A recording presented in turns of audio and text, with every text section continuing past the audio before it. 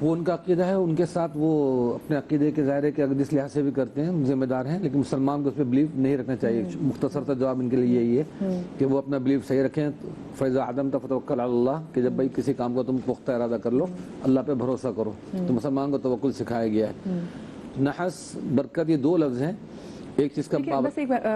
جی جو ان کی وہ کہتے ہیں ہمارے سروں کے اوپر سے بھی لگتے ہیں, تو اس میں ان کے لیے گناہ تو کوئی نہیں نا کہ اگر فیکٹری اونر نے وہ لگائے ہوئے تو ان کا تو اس میں کوئی ایسا بس اگر کوئی شرکی عقیدہ ہے تو یہ سے کوشش کر اوائڈ کریں, سر سے ٹچ وغیرہ نہ ہو, اس میں انوالو نہ ہو. جیسے ہر ایک مذہبی عقیدہ ہوتا ہے نا, اسلام نے اس کو بہت اسٹرکٹلی منع کیا کہ بھی آپ اس چیز کو فالو نہ کریں. جیسے کہ ان کے یہاں کوئی گھنٹہ وغیرہ بجایا جاتا ہے, کچھ کیا جاتا ہے, تو بظاہر ایک سمپل سا عمل ہے. اب وہ گولے گھنٹے والا بھی گھنٹی بجا رہا تو وہ بجا رہا, اس میں کوئی فرق نہیں. لیکن جب اگر اس طرح کا عقیدے کے لحاظ سے ایک گھنٹہ بجایا جائے گا تو اس سے بڑا عقیدے میں فرق آ جائے گا. تو اسلام تو ہر چیز میں باؤنڈری بتاتا ہے کہ آپ کو اس باؤنڈری کو کراس نہیں کرنا. تو وہ اپنا سرور ٹچ نہ کریں, بلیف کے ساتھ نہ جائیں کہ جس سے اثر ہوگا نہیں ہوگا, اس سے بچیں. باقی جو بات چل رہی ہے ہماری, ماشاءاللہ علامہ صاحب نے, مفتی صاحب نے بہت اچھی اس کی وضاحت کر دی.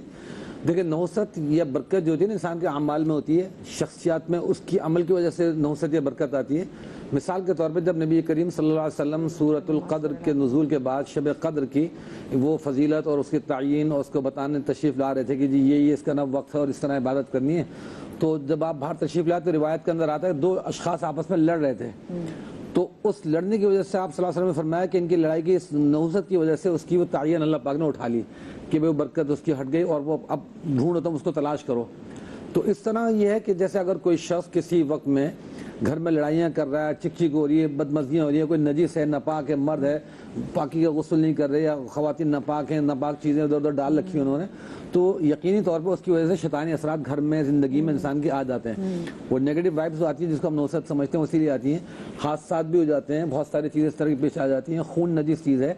تو بہت سے لوگ گھر جب بناتے ہیں اس کی بنیاد کھودتے ہیں تو بنیاد کے اندر وہ جانور ذبح کر کے اس کا خون ڈالتے ہیں. تو ہمارے علماء تو اس کو ڈسکریج کرتے ہیں کہ بھائی وہ ناپاک نجس چیز ہے خون, تو اللہ پاک نے قرآن کریم میں اس کو حرام قرار دیا. اس کی بنیاد میں آب زمزم ڈالیں, کوئی پاکیزہ چیز ڈالیں, تو تاکہ کوئی اس طرح میں برکت حاصل ہو. عمران بھائی صرف یہ نہیں بلکہ آپ نے اچھی بات کی, اپنی بات کی. میں اکثر لوگوں کو دیکھتی ہوں جب گھروں میں کوئی نہ کوئی وہ صدقہ وغیرہ دیتے نا, تو وہ پھر یہی کرتے ہیں کہ جانور بلاتے ہیں اور پھر اس کو گھر کے صحن میں اس کو ذبح بھی کرواتے ہیں, چاہے جس کو قربانی کا جانور ہو یا پھر کوئی صدقے کا جانور ہو, تاکہ ان کو ہوتا ہے کہ جو خون ہے وہ ان کے پودوں میں جائے یا گھر کی نالی میں جائے, کہ وہ بھی پھر ایسے ہی آ جاتا ہے. ہاں یہ ساری ہماری اپنی بنائی ہوئی چیزیں ہیں. اچھا ہاں, کیونکہ دیکھیں سب رسول کریم صلی اللہ علیہ وسلم نے قربانی کا جو ہمیں ذی الحج کے موقع پہ سکھایا وہ ایک طریقہ مسنون, عقیقے کے موقع پہ مسنون.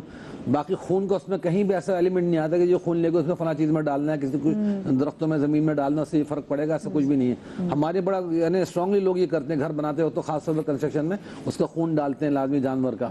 تو یہ تمام چیزیں ہمارے پسندیدہ نہیں ہیں. شیطان نے ہر چیز میں اپنا حصہ مقرر کر رکھا ہے کہ وہ چاہتا ہے کہ کسی طرح میرے ساتھی اپنی عبادت میں شامل ہو جائیں. اللہ تعالیٰ دین کے معاملے میں اتنے یعنی وہ ایک دین کو اللہ پاک غیرت والا بناتے ہیں کہ وہ اوقات کے جس میں سورج کی پوجا کی جاتی ہو یا کسی اور چیز کی, تو اس وقت اللہ پاک نے سجدہ بھی منع قرار دے دیا. جو زوال کا وقت ہے جیسے یا طلوع آفتاب کا وقت ہوتا ہے, اس وقت اپنے اللہ پاک نے, حالانکہ نماز اللہ کی سب سے پسندیدہ عبادت ہے, لیکن اس وقت چونکہ مشرکین یا وہ سورج کی پجاری عبادت میں مشغول ہوتے ہیں, اللہ پاک نے اس کی ایک نحوست کی وجہ سے کہ وہ اس وقت اس کی عبادت میں مشغول ہوں گے تو مجھے سجدہ بھی نہ کرو کہ ان سے بھی مشابہت نہ آئے, عمل خراب ہو جائے گا. ابھی میں خاتون کا انٹرویو دیکھ رہا تھا کہ شیطان جس طرح اپنے ہر چیز میں وہ راغب کرتا ہے نا, بڑے فخر سے بتا رہی ہے کہ جی میں نے